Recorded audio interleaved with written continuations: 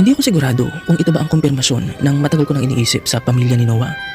Ang inala ko kasi, hindi sila niligtas ng Diyos sa Great Flood dahil sila ang pinakamabuting tao noong mga panahong iyon. Dahil kitang-kita naman natin na pagkatapos ng Great Flood, kaliwat kanan ang kasamaang pinaggagawa ni Noah at ng kanyang mga anak.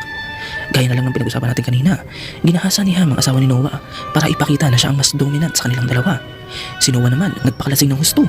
Tapos nung malaman niya ang ginawa ni Ham sa kanyang asawa, sinumpa niya ang anak ni Ham. Sa madaling salita mga ka-LE, dinamay niya sa parusa ang isang batang wala namang kaalam-alam sa ginawang kasalanan ng kanyang tatay. Ito ay parang realization mga ka-LE na hindi talaga pinakamabuti ang pamilya ni Noah kaya sila niligtas ng Diyos sa pagbaha. Meron pang ibang dahilan. Posibleng si Noah ay anak ng isang Diyos gaya ng sinasabi ng mga Sumerian.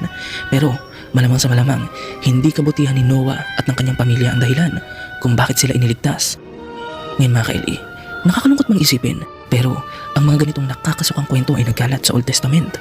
Kung hindi niyo pa napapansin mga ka-LE, ito ay nauulit na pattern sa kwento ng Bible, kung saan matapos makaligtas ang isang pamilya sa isang malaking trahedya, ang pamilyang iyon ay magsasagawa ng incest relationship. Kagaya na lang ng kwento ni Lot at ng kanyang pamilya mga ka-LE. Matapos makaligtas ang pamilya ni Lot sa pagkawasak ng Sodom at Gomorrah, labis na nagpakalasing si Lot. Ngayon, inisip ng dalawa niyang anak na babae na sila na lang ang natitirang tao sa mundo dahil inakala nila na winasak na ng Diyos ang lahat. Ngayon mga ka-LE, habang si Lot ay nasa loob ng kuweba at lasing na lasing, ang kanyang dalawang anak na babae ay pumasok doon at sumiping sa kanya. Ito ay nauulit na pattern sa Bible mga ka-LE, kung saan ang magulang ay magpapakalasing ng gusto tapos ang kanyang anak ay may gagawing kakaiba. Alam niyo na kung ano ang tinutukoy ko mga ka-LE.